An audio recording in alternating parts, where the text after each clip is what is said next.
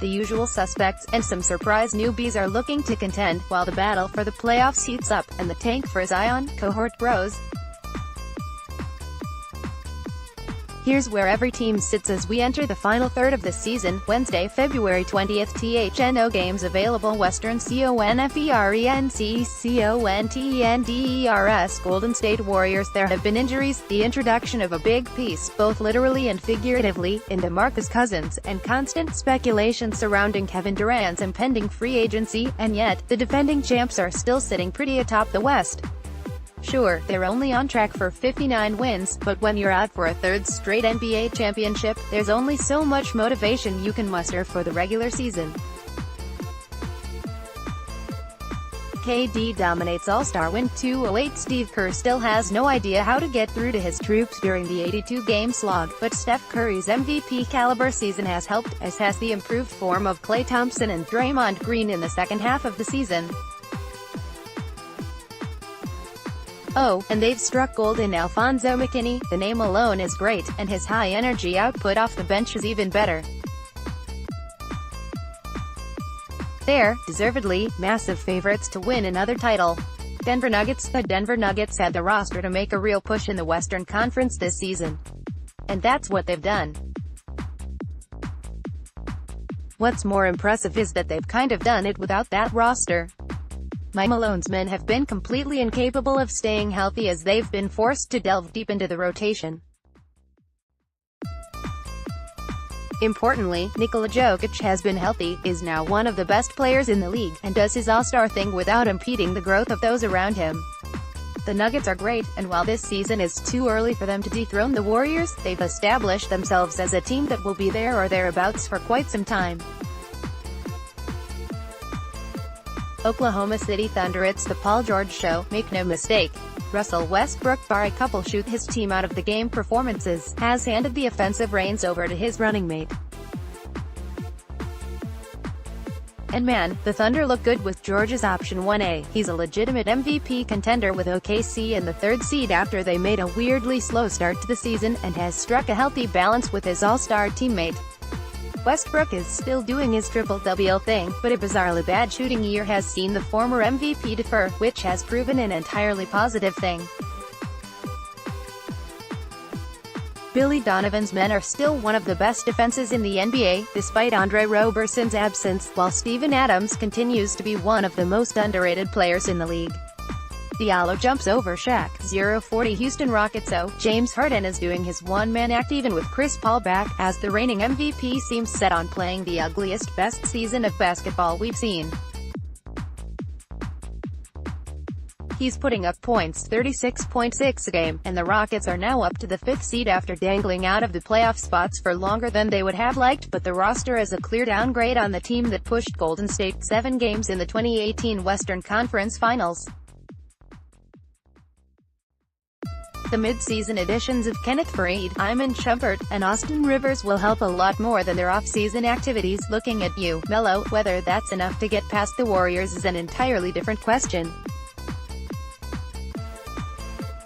They're still one of the best teams in the league, but with Harden known to slow down come playoff time, will he and the Rockets be made to pay for his regular season output? Playoff LOCKSPORTLAND. Trailblazers. Grass is green, the sky is blue, and Portland will make the playoffs and come up short against the big dogs. Nothing has changed. The Blazers, while looking good, still don't have the roster to challenge the West's top teams, with Damian Lillard and CJ McCollum still trying to push a subpar rock uphill. Yes, Yusuf Nurkic has been great, and yes, they get nice contributions off the bench, but no, newly acquired Enes Kanter isn't changing anything, as Portland are destined for another year where they're good, but not good enough. It's a bit boring, really. Get a new thing. Source: AFPUTAH. Jazzuda, while sitting well above .500 and in the 6th seed, have been somewhat disappointing. They've finally found something reminiscent of last year's form after a stuttering start, but with little roster turnover, they really should have been a team that got off to a flyer. Snyder has one of the deepest rosters in the West, which'll come in handy with 25 games to go, but with Donovan Mitchell unable to build on a spectacular rookie year, it seems they'll come up short on star power come the postseason. Hunting the postseason San Antonio Spurs. When you consider Greg Popovich didn't have a healthy point guard for much of the start of the season, San Antonio have done pretty well to be where they are. DeMar DeRozan has evolved, taking on more ball-handling responsibilities, but is obviously not Kawhi Leonard. LaMarcus Aldridge was a 2019 All-Star. Rudy Gay has stepped up, while the likes of Bryn Forbes and Davis Bertans have continued Popovich's streak of finding young gold. They'll likely be there when things get serious, but they don't have the talent to realistically challenge. Los Angeles Clippers. The Tobias Harris Clippers were a whole lot of fun, and pretty good at basketball. The post-Tobias Harris Clippers are still fun, just not as good at basketball. Doc Rivers has arguably proven to be a better coach with low-talent, high-energy players after the exit of the Clippers' Big Three. Montrezl Harrell has been an absolute star off the bench, as has Lou Williams, of course. Jerry West continues to do things that will set them up for future success. See any trade that's gone down since his arrival, and while it's going to be a battle to make the top 8 with their current roster this year, the Clippers' future looks bright. What a man. Source: AFPSSCRAMENTO. King show good as this. The Sacramento Kings are fun again. And they're kind of good, too. They've seemingly gone all in on trying to make the playoffs this year after trading for Harrison Barnes, which is a decision that could still go wrong. It is the Kings after all. But with De'Aaron Fox taking a huge leap in his second season, Buddy Hield shooting the lights out, and Marvin Bagley proving, to an extent, why Sacramento were right to take him with the second pick of the 2018 draft, there's very little to criticize. Dave Joerger has done an awesome job with a young team, and they're well in the hunt for the 8th spot, or higher. Los Angeles Lakers. This is the latest a LeBron James team has been below .500 since the four-time MVP's rookie season. That's not good. Injuries haven't helped. Neither has the Lakers' all-too-public pursuit of Anthony Davis, where it became abundantly clear that the only untouchable asset was James himself. But with every young star surviving the deadline, except for Ivica Zubac and Sviatoslav Mikhailiuk, sorry lads, if the Lakers can stay healthy, James and co. should have enough talent to force their way into the postseason. Minnesota Timberwolves team personalities are important, and you get the feeling that the Minnesota Timberwolves just don't have one. With leaders in Karl-Anthony Towns and Andrew Wiggins, the 12s are a talented group with no real oomph. Jimmy Butler had a point. They've sacked Tom Thibodeau, which can probably only be a good thing after what he did with them, and are starting anew under Ryan Saunders. It's hard to see them making the 8, but they're also too good to tank. It's a tough time to be a Minnesota fan. The tank TEAMSDALLAS Mavericks. When we look back in 5 years, this is the year we'll talk about the Dallas Mavericks laying the foundation for one of the most competitive franchises in the NBA, at least, it seems that way. Luka Doncic is a star by any which way you look at him. Kristaps Porzingis is now a Maverick, still weird, and they've just cleared a whole bunch of cap space for next year. Dallas are a playoff team. Just not this year. For now, losing and learning is the way to go.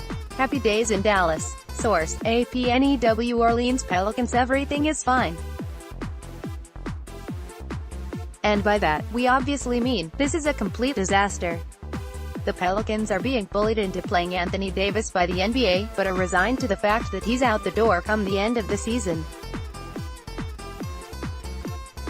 There's very little reason for cheer in New Orleans. They aren't getting anywhere near the playoffs, so the best plan for now is to get the highest lottery pick possible and rebuild with whatever trade package they eventually receive for Davis. Memphis Grizzlies. Memphis completed one half of their rebuild by shipping Marc Gasol to the Toronto Raptors, but still have Mike Conley. Not entirely sure why. They have some interesting pieces to work around, but realistically, it's full rebuild or bust in Memphis. Jaren Jackson Jr. and whoever they land in the draft this year should represent the future of the organization. Phoenix Suns. The Suns are aggravatingly bad. They have genuine talent, and players that put up numbers, but it's all pretty much empty. Phoenix's defense is awful. Igor Kokoskov has done next to nothing to fix that, and while it now makes sense to tank the remainder of the season, the Suns, at some point, need to start attempting to actually win games. Tyler Johnson's arrival should give us some sort of idea of what a serviceable ball handler can do for them, but the planning for next season has surely already begun. Western Conference standings 1. Golden State Warriors 41-162. Denver Nuggets 39-183. Oklahoma City Thunder 37-204. Portland Trail Blazers 34-235. Houston Rockets 33-246. Utah Jazz 32-257. San Antonio Spurs 33-268. Los Angeles Clippers 32-279. Sacramento Kings 30-2710. Los Angeles Lakers 28-2911. Minnesota Timberwolves 27-3012. Dallas Mavericks 26-3113. New Orleans Pelicans 26-3314. Memphis Grizzlies 23-3615. Phoenix Suns 11-48. Simmons gets cold as balls. 2:40 Eastern. CONFERENCECONTENDERS Bucks. It's tied atop the East, but the Milwaukee Bucks are probably the favorite to get out of their conference. They have the MVP frontrunner in Giannis Antetokounmpo, another all-star in Chris Middleton, and just added Nikola Mirotic, a guy who projects to fit perfectly in this team's system. The Bucks are one of those rare teams that can consistently compete with the Golden State Warriors, due to their length and athleticism on defense, as well as their ability to put up points on the other end. If Malcolm Brogdon can continue shooting at the impressive clip he is, and the same goes for Brook Lopez, then Mike Budenholzer's team is likely to get home court throughout the playoffs, before potentially giving the two-time defending champs a different-looking opponent in June. Giannis takes to the air. 0-11 Toronto Raptors. The Raptors are clearly in win-now mode, and that was made pretty evident at the trade deadline, when they answered the Bucks' trade for Mirotic by acquiring Marc Gasol. Gasol, one of the best two-way bigs in the NBA, has the chance to take this team to a different level, especially when facing opponents with quality centers. We're looking at you, Sixers and Warriors. Why not go all out and get a guy like that when your best player, Kawhi Leonard, will more than likely leave you in the off-season? Leonard is among the MVP favorites, too, him not. Playing back-to-backs is not ideal, obviously, but he's shown that he's still one of the best players in the NBA, putting his Raptors in a genuine fight for the top of the East. If Kyle Lowry can lift his game, Pascal Siakam can continue the trajectory he's on, while guys like Fred VanVleet lead the way for a potent second unit. The Raptors have all the chance in the world to compete for a spot in the NBA Finals. Boston Celtics. Though the Celtics are often plagued by having too much talent, and have gone through some off-court spats, they're still one of the most dangerous teams in the league.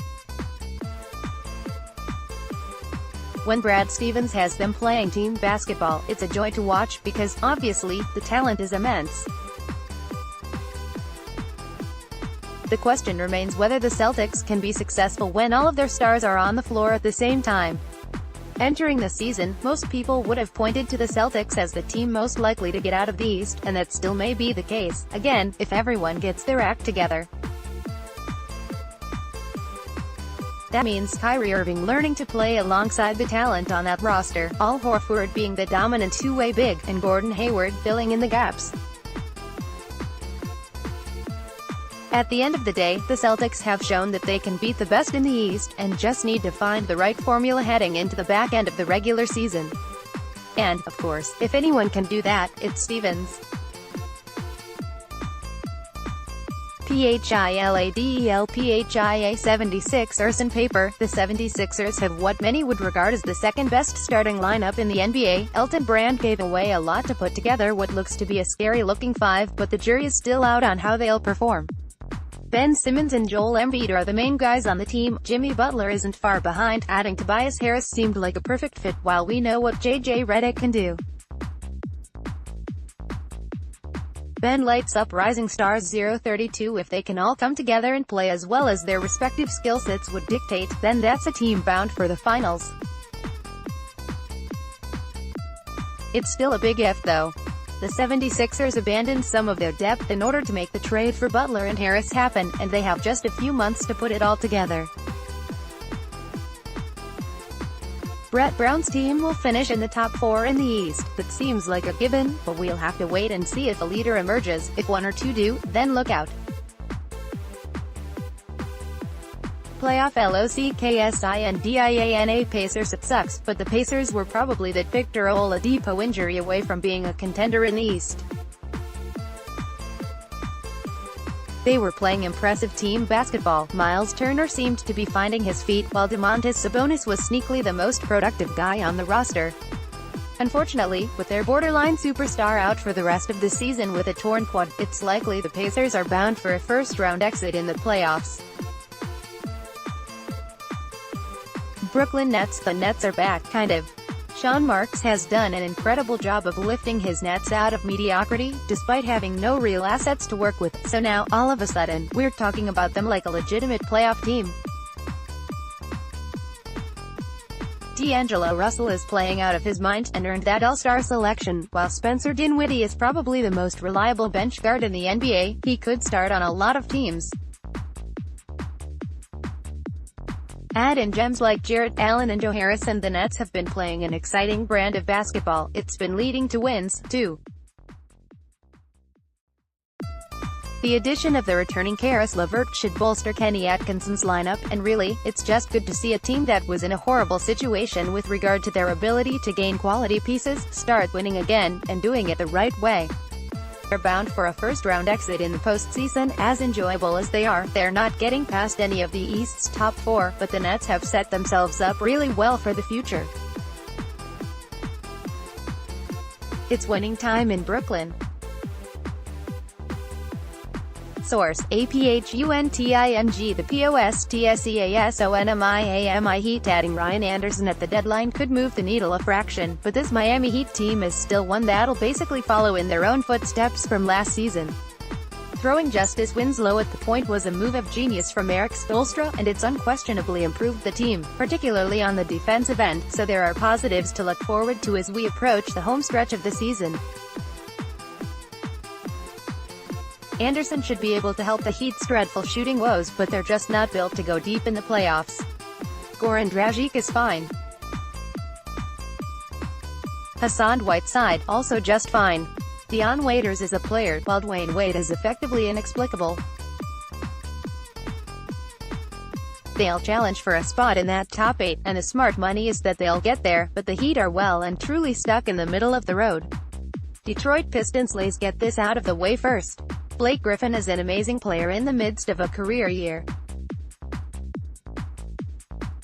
Andre Drummond is doing an incredible job on the defensive end, and on the glass.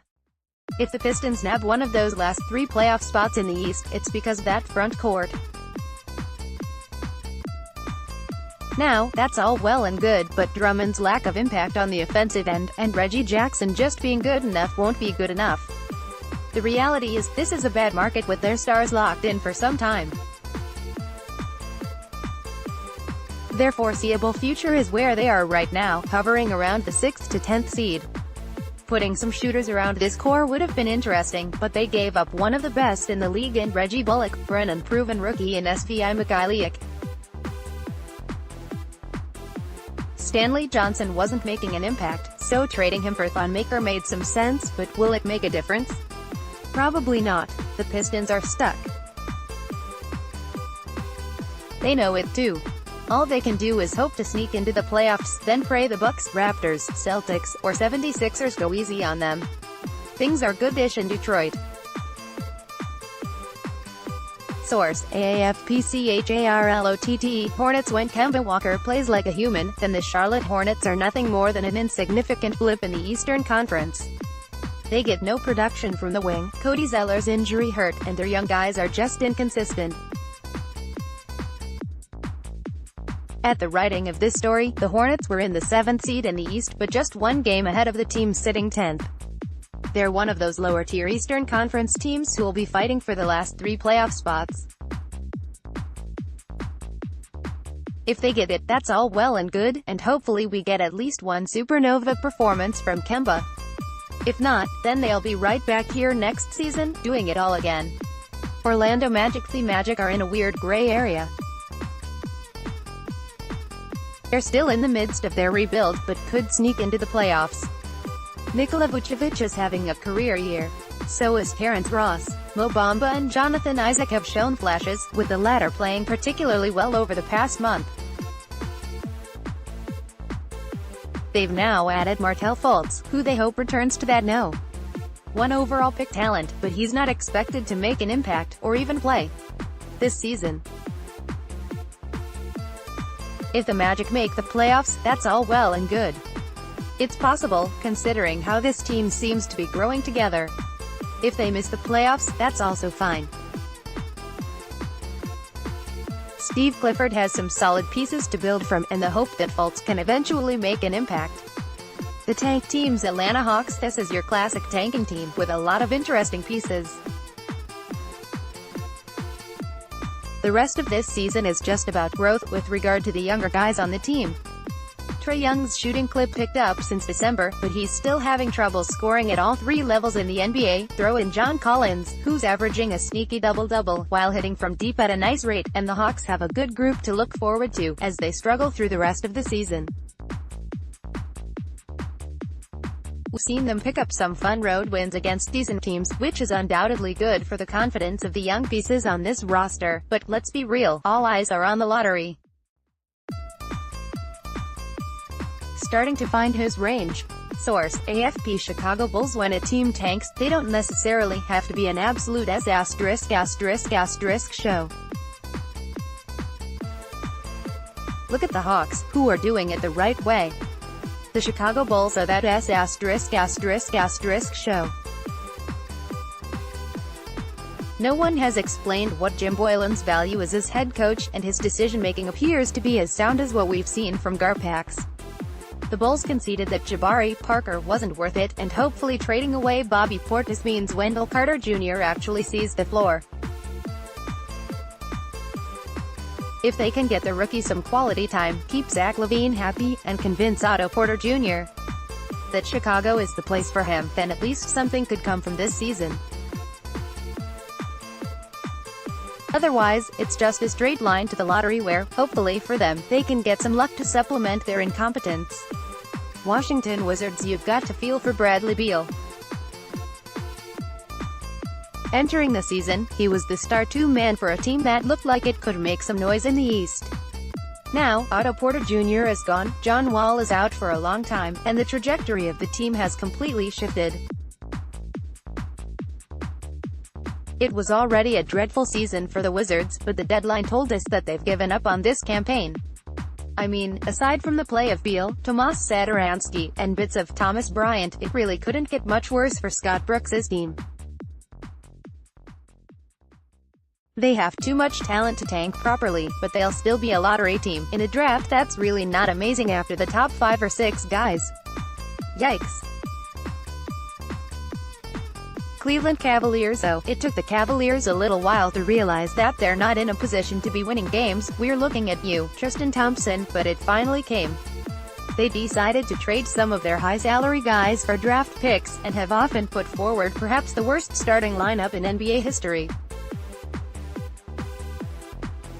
It's the one that features Melbourne's Deng Otto, a wing as unproven as they come, and sometimes even has Matthew Dellavedova in there.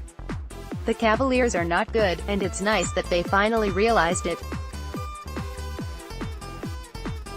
Kevin Love should return from injury soon, but for their sake, hopefully it doesn't lead to wins. For them, the rest of the season should be focused on developing guys like Colin Sexton, with winning the last priority on the agenda. New York Knicks are going to be so mad if they don't get Zion. That's basically what they've been doing, tanking for Duke's mammoth, and are executing it to perfection, sitting dead last in the league.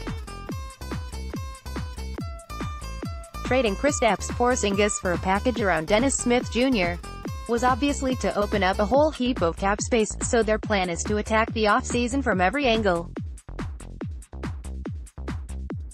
Look for them to continue to lose now, with the hopes of getting that No. 1 overall pick, all before going hard in free agency, with an eye toward guys like Kevin Durant and Kyrie Irving. Eastern Conference standings 1. Milwaukee Bucks, 43-142. Toronto Raptors, 43-163. Indiana Pacers, 38-204. Boston Celtics, 37-215. Philadelphia 76ers, 37-216. Brooklyn Nets, 30-297. Charlotte Hornets, 27-308. Detroit Pistons, 26-309. Miami Heat, 26-3010. Orlando Magic, 27-3211. Washington Wizards, 24-3412. Atlanta Hawks, 19-3913. Chicago Bulls, 14-4414. Cleveland Cavaliers, 12-4615. New York Knicks, 11-47****. Olgun ULUC covers basketball for Fox Sports Australia. Twitter, @OlgunULuckAdil No Televits covers US sports for Fox Sports Australia. Twitter, @Gotti No Televits.